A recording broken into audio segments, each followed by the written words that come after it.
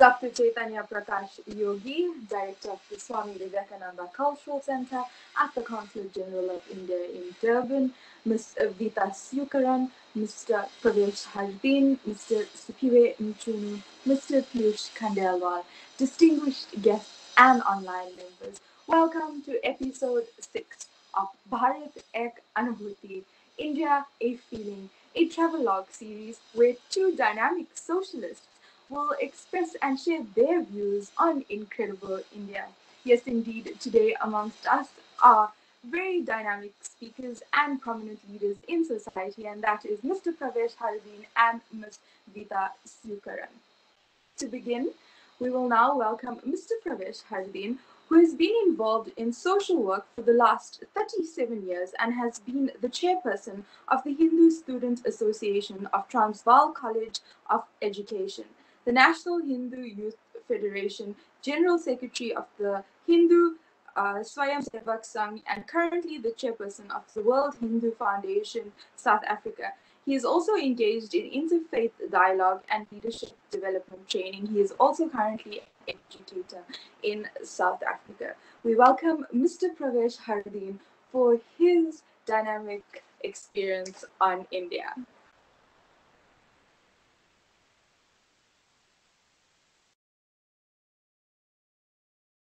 Namaste to all of you. Allowing us the opportunity to share our wonderful experiences with people far and wide. I'd like to say that for as long as I can remember, that is from a very young age of about 7 years old, the images conjured up in my mind of India is one of mystery and intrigue. It was my Nani who had visited India for 3 times by ship, and I remember one of the ships was called the Karanja, who stayed in Bharat or India for 6 months in India and returned with amazing experiences. In fact, home, we were all so excited because we wanted to see what she brought from India. But she was too tired to open the bags, and it would take almost a week or 2 before she could open the bags. And when she did open a huge luggage case after 1 week of returning, the entire house was consumed with a dusky aroma, which smelled foreign and strange, but very overwhelming and entrancing. These sights and smells became embedded into my psychic forever. And was further compounded by my brother's 36 trips to Bharat thereafter. I said to myself, I will only visit this land when I'm ready. I really didn't know what was ready, but I thought maybe it meant in a spiritual way, because people have always described it as a land of spirituality. So it was in the early 1990s that our Sangha Adhikaris were visiting our shores of South Africa. And they had given us the most awesome, inspiring images of Bharat. And these built my ideas and thoughts about this land.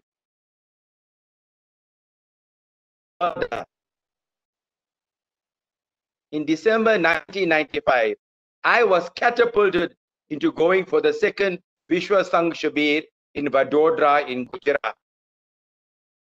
The anticipation of arrival in Bombay was electric. Upon touching the ground, I felt an unimaginable feeling of being cradled into my mother's lap. The soft colored soil was like the skin of my mother. And I immediately felt at home, so comfortable, safe and sound. My childhood experiences all came back in reality. It is what I imagined all my 25 years ago then.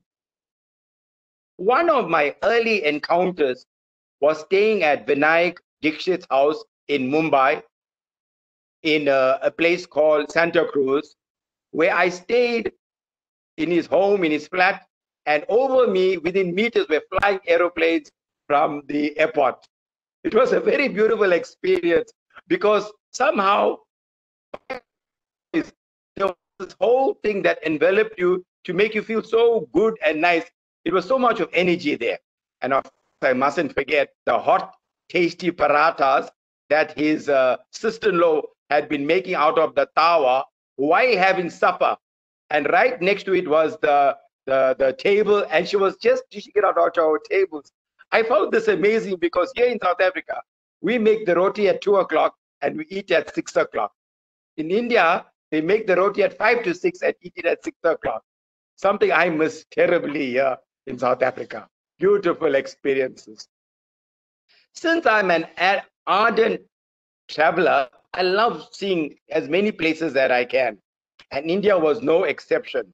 In fact, my fellow friends call me a maximizer because they know me of a person who wants to visit here, there, everywhere and make the best of it. So since I planned on seeing as much of India, I had the wonderful hospitality of being invited to our Shibir, which is every 5 years held in different parts of Bharat.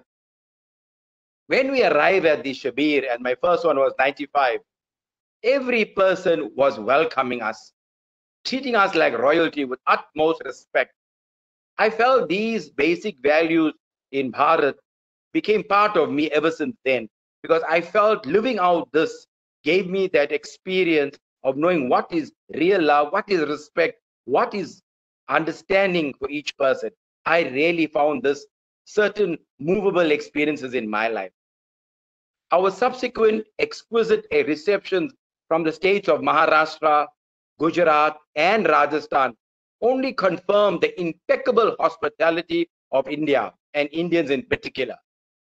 In the ensuing years, I plan to visit as many places as possible because the Shibir organizers have always planned ready-made tours to different parts of India every 5 years.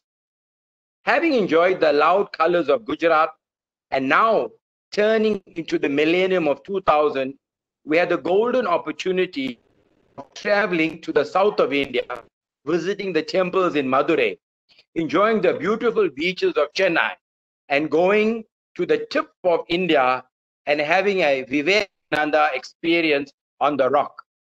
It was reliving Swamiji's visioning of the whole of India from that point that we read so often in his books. Another very experience. Our 34-hour train from the south of India to Mumbai was nothing short of exhilarating. One of our Swayam Sevaks, who's unfortunately his dad passed away yesterday, Mr. Ramesh Randir, and his son Bruce, whom I met yesterday, he was asthmatic way back in 2000, and he needed a doctor urgently when we arrived in Mumbai. Without any hesitation, we jumped out of the train and looked for the nearest hospital. It's an experience I'll never forget. I left my luggage at the train and I took this boy to the hospital. I stood at the entrance of the hospital. Now what do? I'm a stranger and foreigner. A female doctor who had a line of patients just waved to me and said, "Come here." And I took this chap to her. She bypassed all this chap, looked at his chest, took a stethoscope, looked at his chest and said, go there and get and let the doctor do something. And so we went there. And he was immediately put onto the bed, and he was given a drip or an injection or something. And after a few minutes, he came back to this doctor who used the stethoscope and said, "Okay, you're fine." That moment, I stood for a few seconds. Wow. The doctor did not ask our name. Neither did the doctor ask where we were from, and never charged us a cent, and went back to the hotel. Up to today, I think about those incidents and I think to myself, where in the world would you get something like this? The most important thing was to check for the person's health and then see that he's right. Are the magic moments for me that tell us something about this land and its people that makes such a difference that the entire world needs to learn. 2005, 5 years. You'll notice I'm going in 5 years. In 2005, once again, my trip to Bharat took me by train to eastern India via Uttar Pradesh. This was very significant because at this point in time, I've been wanting to look for my family and I had no clue where they were, except to say they were in Bihar. So when it was 2 o'clock in the morning in the train, and the sounds of the trains are so beautiful that you just want to fall off to sleep. But I couldn't fall off to sleep at 2 o'clock because I knew I was going past Bihar, and I knew that in this land, somewhere was my ancestral family. One day I would meet up. And we finally went to West Bengal, where we had the sight and sound of the once great metropolis, mesmerized myself, Amit, and the other gang. Visiting the Ramakrishna and the Ganges River were the highlights of that trip. The experience inside the Ramakrishna temple was nothing short of holiness, if I put it in simple terms. And not to be outdone was a bus trip from Mumbai to Pune. I would never forget a trip of that. I thought South Africa had very modern vehicles, but when I stepped into this overnight bus, they had a full bed with pillowcase and beautiful. I couldn't believe such an advanced form of transport was already operating that. And up to today in South Africa, we just have reclining seats to make us as comfortable as we can. And now, just the following year, going to 2006, I returned to India. You can see it's my favorite place. It took me on a trip from Mumbai to Goa. I went with a friend of mine. He's from England. And we took a train and landed in Goa. And Goa was everything that I thought about. The beautiful warm beaches, the sand, the massage, food, the quaint little streets. I must say, I wouldn't mind going back again. One of the best experiences. 4 years later, 2010, going towards northwest from Delhi via Haryana, Punjab, and to the Wagah border, were moments etched in our memory, including going to Katra, and then walking up Vaishno Devi, a magnificent 5-hour walk up and a 4-hour walk down. It was an experience of great heights, literally. And then the highlight of that year was the meeting of my ancestral family. If I could just say, one of our pracharaks, Ram Chandra Pandey, I gave him the information in October 2010, and he managed to contact my ancestral family. That is my great-grandfather's brother's great-grandson. And then on that December I went. It was nothing to describe that experience as phenomenal.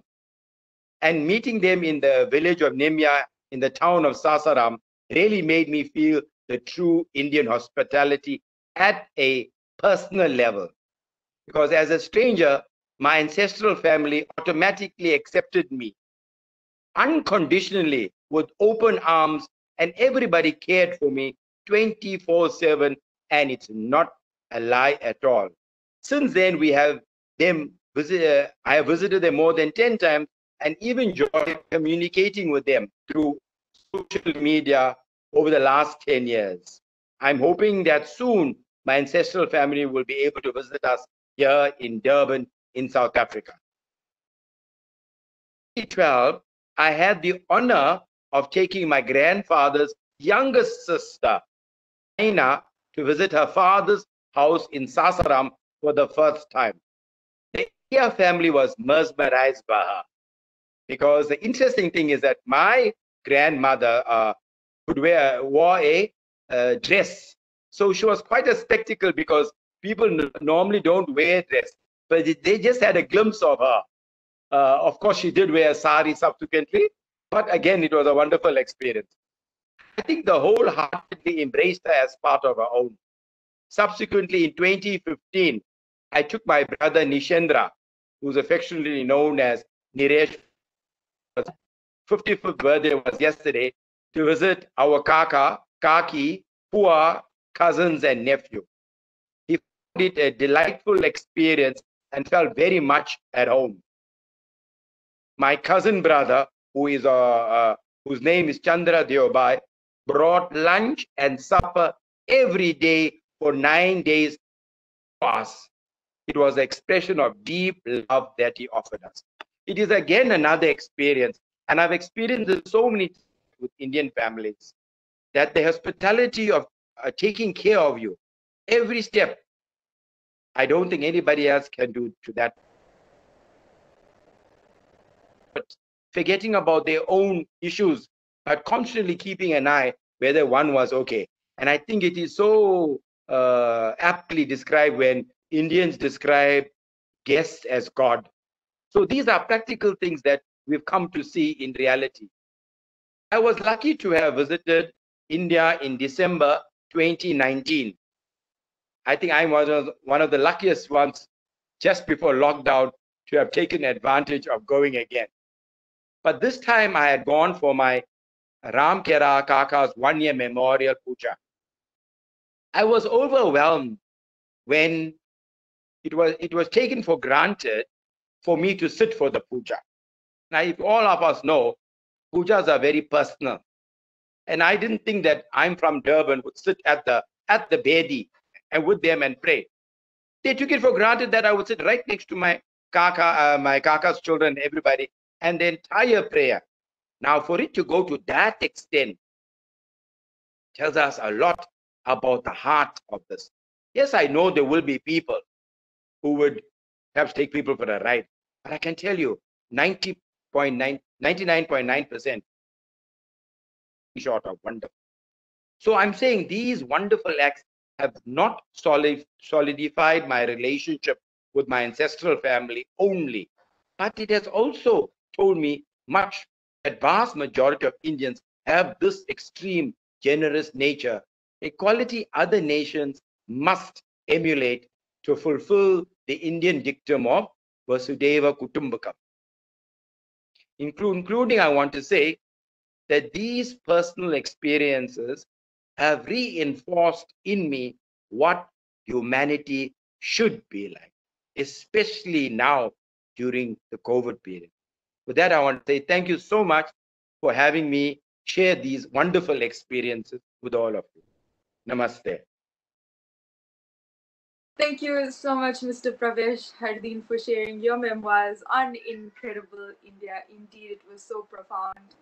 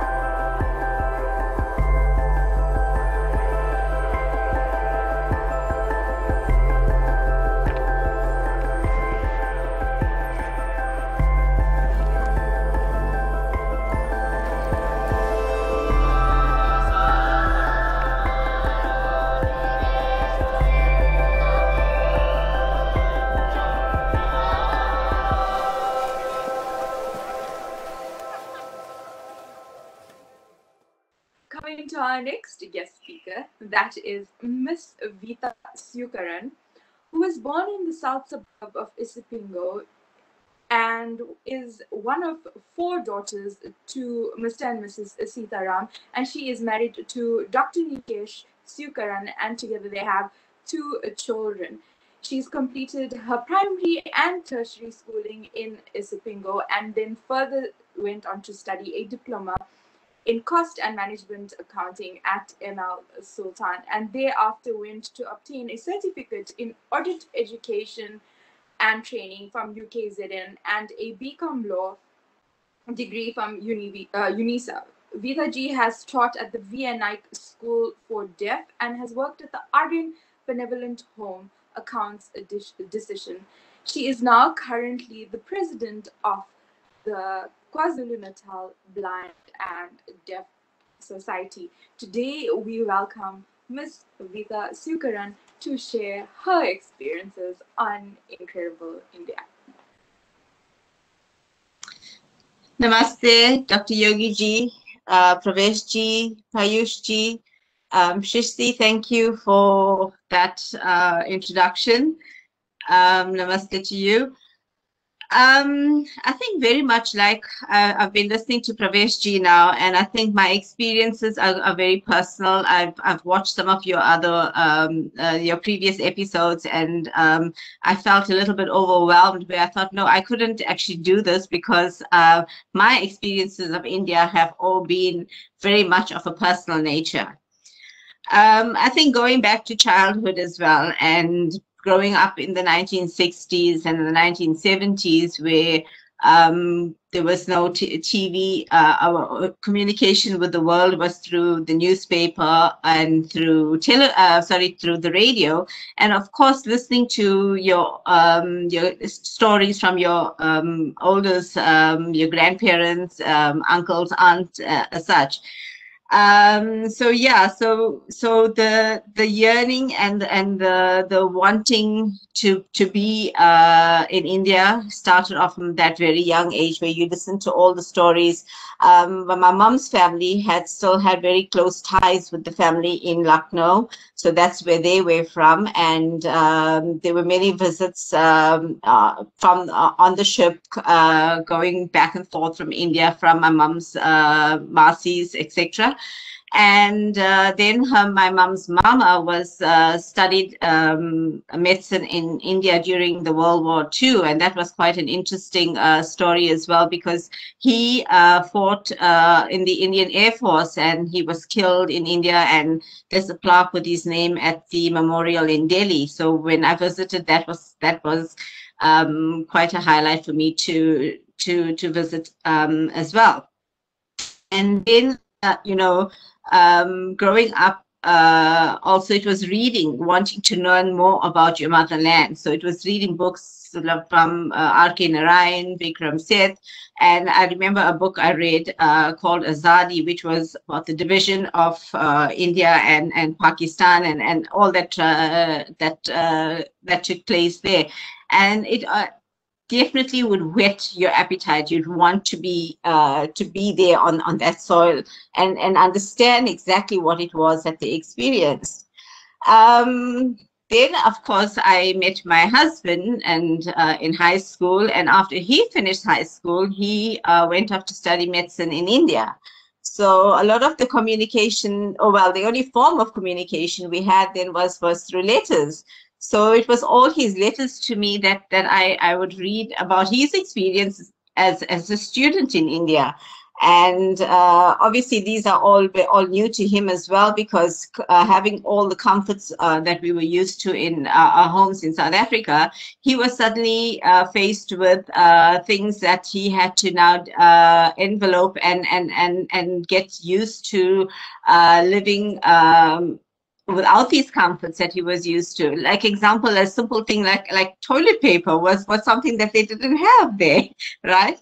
Yeah, and then I would hear stories about their motorbikes and going to college in the monsoon, and of course they were fortunate enough to have had a house with a cook and a lady that did their laundry, so it was the food that they ate, and every meal was a fresh meal cooked, which whereas in South Africa now we don't generally would do that. Breakfast was cereal. With them it was parathas and that type of thing. So yeah, so it was like, okay, here again now I listened to all these stories for 5.5 years. It was all through correspondence or when he came home to visit. And yeah, so he graduated from a college, the Kastuba Medical College in Manipal in Karnataka, and came back home, and we got married, and of course you know, there were more stories every time the friends got together. All we heard was these wonderful stories of India, all the experiences that they had. So eventually we visited India, and our first trip to India together as a family was in 2007. So that was quite overwhelming because it was stepping into your motherland. I think for my children, it was quite a different experience to me. To me, it was something that I've wanted to do. I've yearned to do.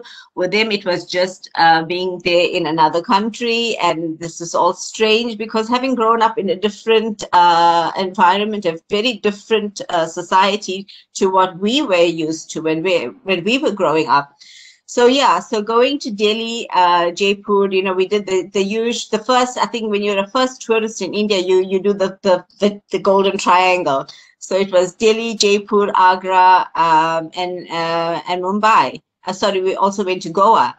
So getting there was quite an overwhelming experience because the first thing, we stepped off the train and it was all the smog in Delhi that we were faced with.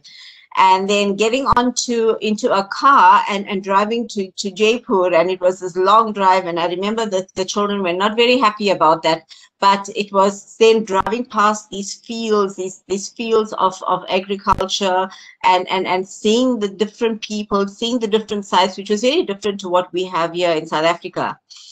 So the first trip was very much a learning experience, enjoying the food, the different types of food that we had. Experience in different parts of India. I mean, from Delhi to Jaipur to Agra to Goa. Goa was amazing. I mean, the beaches in Goa, we have them in South Africa, but Goa was just a different feeling, and it was very much a multicultural feeling because there were people from all over the world there that congregated in Goa, and so that was quite a good experience. So going to Mumbai was where everybody would say the shopper's paradise, and having your first experience in India, you had to go back home with a bag full of clothes, a bag full of all these Indian artifacts and clothes that you wanted to. And then obviously people would say to you, oh, you got to go to Motor Market, right? So obviously now you find this taxi driver to take you to Motor Market. So we get there, we get this taxi driver, and we get there, and this driver was like very disinterested in what we were supposed to be. He was supposed to be doing. He was more interested in going elsewhere. So we got there, and he literally left us there stranded and disappeared. So anyway, it was, what do we do? So we got into Motor Market. Wasn't a very great experience because I didn't quite enjoy all that clamoring of people all around me trying to sell me something. I didn't enjoy that at all. So getting back to the hotel was an experience because now we were standing there, and obviously communication was a bit difficult. That definitely is challenging. With my husband having spent almost 6 years in India, he didn't learn to speak Hindi very well. So it was trying to get a taxi back. And as Pravesh ji said, it was amazing that how people just came to you and helped you and got us this taxi and put us back on and sent us back to the hotel. And it was people that we didn't know. So the next trip to India was quite a wonderful trip because it was my husband's two best friends, and we made this trip back to the university where we planned to go back, and so it was with all our families. And that was quite an overwhelming experience because it was literally trying to retrace their steps. And it was amazing to see how they reacted to places that they frequented as students. And going to this one particular restaurant called Shantla's. Shantla's was fascinating to us with all the stories that we've heard, because it was not just a restaurant, it was a bakery cum butchery, everything all in one, and it was still there. And amazingly, the gentleman that ran the restaurant was still there as well, and he remembered them. And it was drinking nimbu pani and eating the food that they ate as students, and then obviously going into their lecture halls as well. And that to us and to our children was quite an experience as well. And then going to Udupi, which was the village closest to Manipal, and they're also finding this Indian student hideout called Diana's. And Diana's they thought was long gone, but Diana's was still there. And they also, we sat and we enjoyed their food that they ate as students. And that was quite a wonderful experience for us. And then walking through the streets of Udupi as well, visiting the big Krishna Mandir there, that was quite wonderful, because finding out that they feed about 5,000 people per day. And so to have been part of that experience as well. So from there, we went to Bangalore, and then it was to Prashanti. And this was in 2010 when the South Africans did the Christmas program at Prashanti. And I think it was the year that Babaji was actually getting quite unwell at that time. And there were a lot of our family and friends at Prashanti when we got there, because of the South African program that was held. And we were told that that entire December, Baba hadn't come out in the morning, and because of his ill health and that.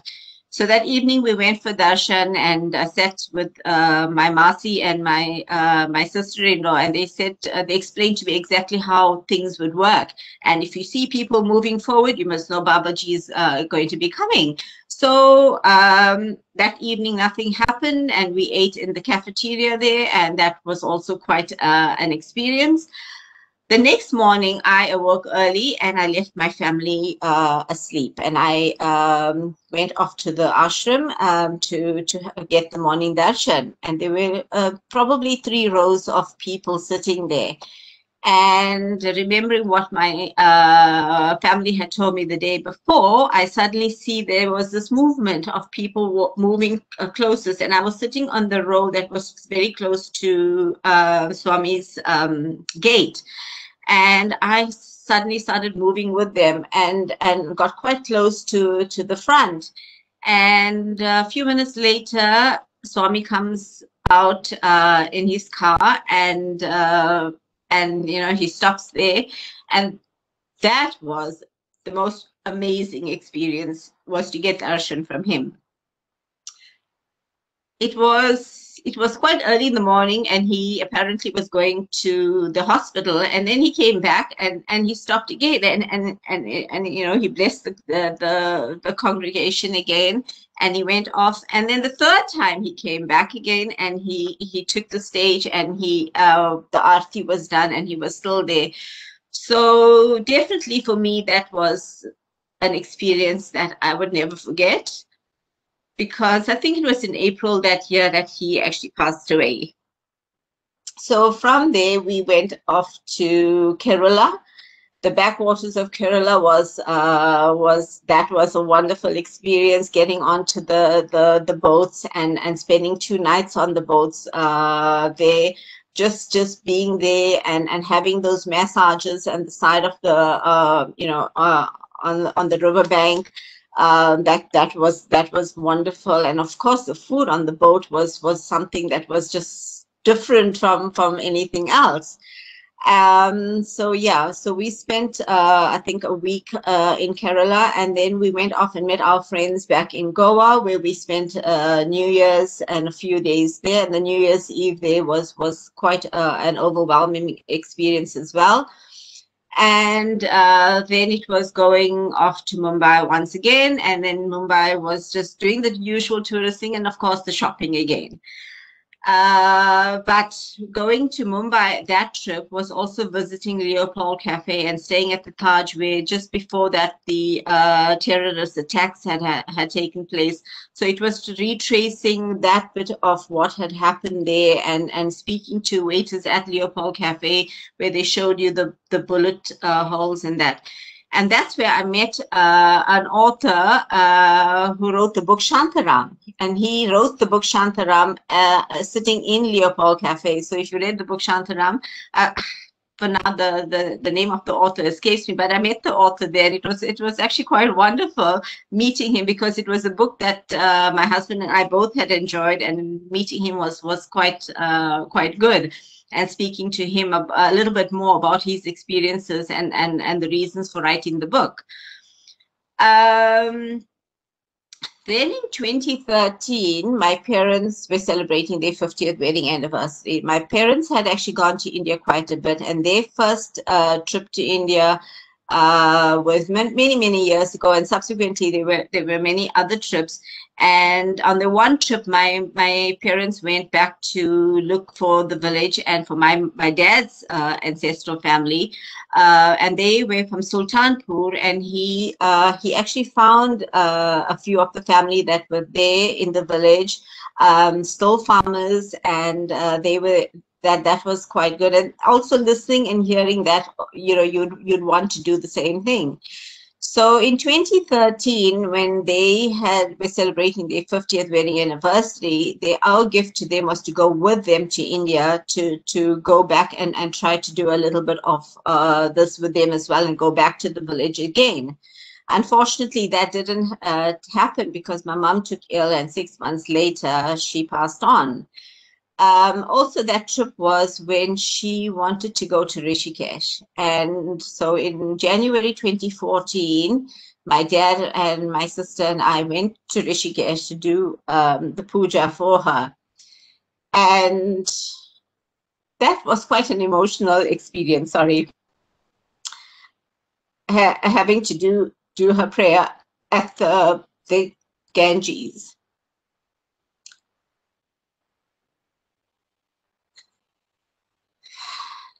We did the prayer at the Divine Life Society, and it was actually the footsteps, the steps where we had did the prayer was where Swami Shivananda's room was, and it was where he would bathe every morning. So what was very unique and fascinating about this was that we thought just my dad would do the prayer, but the priest that was there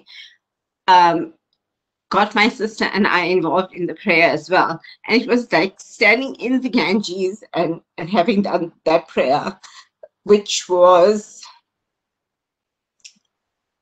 quite a unique experience, because it's something that I would never have experienced in South Africa.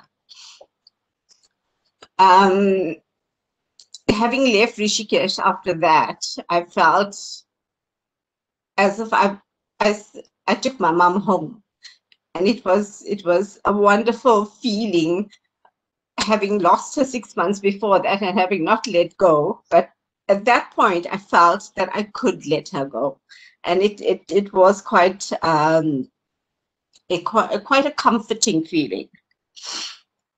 However, Rishikesh has been a place also where I have friends that I've made.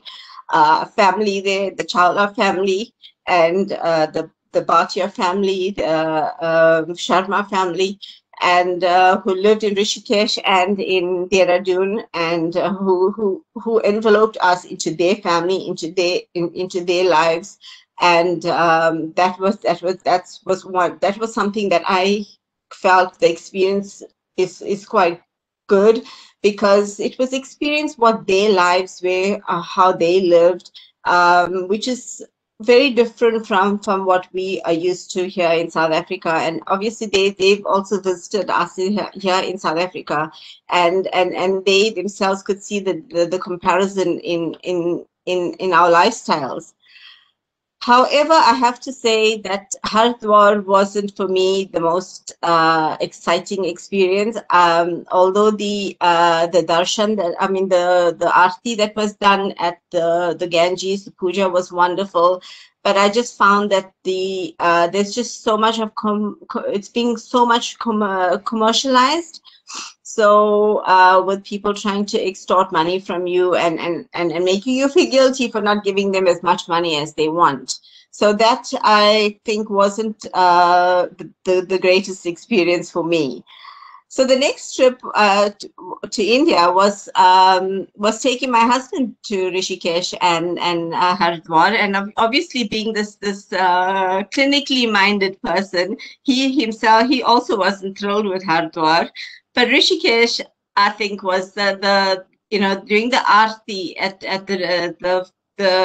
for the steps of the Ganges with the little monk children, and from the divine life, and experiencing that was great.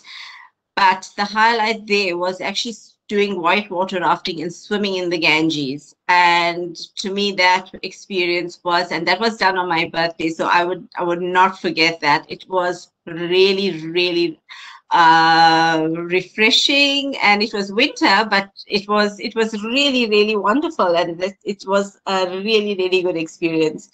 And I would do that again the next time I'm there. I would 100% do that. Then it was going off to Gulmarg. Gulmarg with the snow. Kashmir, Srinagar was okay. It was, I don't think it's the greatest place to be in winter. It's very dull, very drab.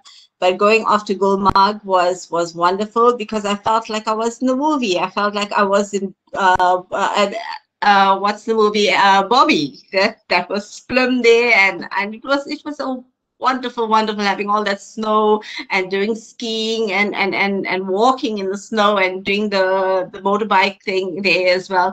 So that Gulmarg was different. The food also was so different from the north or the south of India. So the food in Kashmir was very different, enjoyable though. Yeah, so that was Gulmarg. And then, like Pravesh, I think I was lucky enough to have another trip just before lockdown, which was the end of 2019, the beginning of 2020. And this trip was done with my daughter and my husband, and it was going to Amritsar. And the highlight, obviously, is the Golden Temple. And a friend of mine, of ours, Push Raj, he said to us, go to the Golden Temple at night.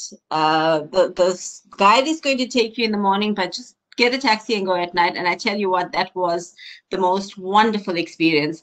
And I'm so glad that we did that. The Golden Temple at night is so mesmerizing.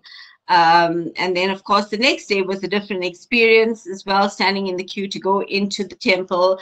And now when my daughter and I were just talking about the offering that we got after we came out of the temple, it was given to us from their hand into our hand. And we thought, oh my God, imagine it was like COVID was right there. And now you'd never think that, and you'd think twice of actually taking something off the hand, but it was like so mechanical, and you ate that, and it was the most delicious little prasad that we ate. And obviously, you know, going and doing all the usual tourist things there at the Golden Temple. Then it was the Wagah border, where you felt very patriotic. I must say, I felt very Indian that day. Going to the Wagah border, seeing that, and obviously the book that I had read, memories of that book came back, because it was the, you know, the border and going through that experience. And then it was off to Udaipur, Jodhpur, and Jaisalmer. In Jodhpur, what was wonderful was that we wanted to go into villages. We wanted to experience what it was like to be a part of a family in a village. And we were given that opportunity where we met the Bushnoi tribe. And we went there and we sat with the family, chatted with them, and experienced their lifestyle, the way they lived, where they cooked, how they lived, how they generated an income. And then we were offered tea, and the tea was made with buffalo milk. And when I got off the vehicle and I saw the buffalo there, and I never thought that I was going to drink the milk from that buffalo, but the tea was the most delicious tea that I ever drank. I promise you, it was something that I don't think I could ever pull off here in South Africa. I could never make that cup of tea, but it was the most wonderful tea that I drank. But besides that, our old friend, very much a Shiv devotee, he also gave us some other thing to drink. And what was it? Yeah, so he gave us the special offering as well. Dr. Yogi is smiling here, so he knows what I'm talking about. And yeah, so that experience was quite wonderful, because it was experiencing a life of a family in the village, which I would recommend to anybody to do. Anybody going to India should actually experience it. Having experienced lives of friends in their homes was very different, but having experienced this was what was really great. And Jaisalmer was the desert town, and that as well, we got to see the Maharaja. So that on our walk around the city, the old city, we got to see the Maharaja. So that was good, and also had the camel ride, and obviously experiencing the lovely dance, the traditional dancing of Jaisalmer as well. So yeah, so that would pretty much sum up my trips to India, and it definitely, there are a lot more that I would want to do, and the definitely is going back to Bihar. That's where my husband's family came from, and also following the footsteps of my dad and visiting my family there in Sultanpur and in Lucknow as well. All right. Thank you. And thank you so much for having me. And I hope I've done justice to this. Thank you so much, Ms. Veetha Sewkuran. Indeed, you did do justice. Thank you so much for taking us down your trips and down memory lane. Indeed, it was so exciting and enjoyable to hear. We've come to the conclusion of episode 6 of Bharat Ek Anubhuti, India a Feeling. I would like to now introduce Mr. Sikhiram from the Swami Vivekananda Cultural Center at the Consulate General of India in Durban to render this afternoon's vote of thanks.